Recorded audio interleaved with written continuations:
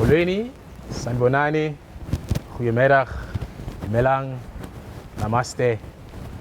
On the 27th of April 1994, ordinary men and women in our country went onto the streets to vote for the democracy that we have, for the democratic dispensation that we celebrate, the democratic dispensation that has brought about change, effective change to the lives of our people. We have to admit, much needs to be done in bridging inequality, much needs to be done in making sure that the education system caters for everyone, it caters for the poor, it caters for the rich. We also need to make sure that what has happened in the last few months with COVID-19 brings about effective change in issues of the digital economy and in issues of transformation and change in the livelihoods of our people.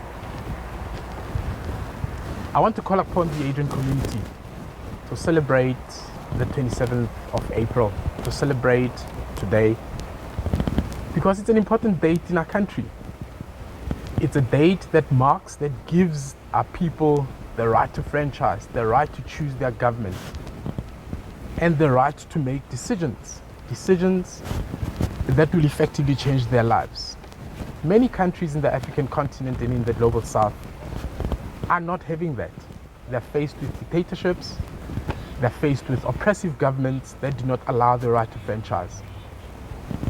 We want to thank people like Ruth Mompati, we want to thank people like Winnie Mandela, Albertina Sisulu, Neil Agate, David Webster, Joe Slovo, and many others who have contributed to our democracy, who have contributed towards the change that we have today.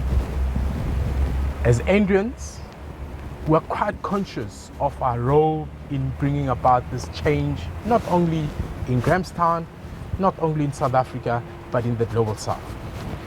I want to call upon everybody, all members of our community, to be conscious of our democracy, to be conscious of everything we've achieved in the last 27 years. But let's not rest on our laurels. Let's make sure that we bring about change, we bring about more effective change. There's 19 million people who are living on the dole, who rely on social grants. Those are the lives we need to change. As we roll out the fourth industrial revolution, we have to make sure that it does not only become a project of the elites.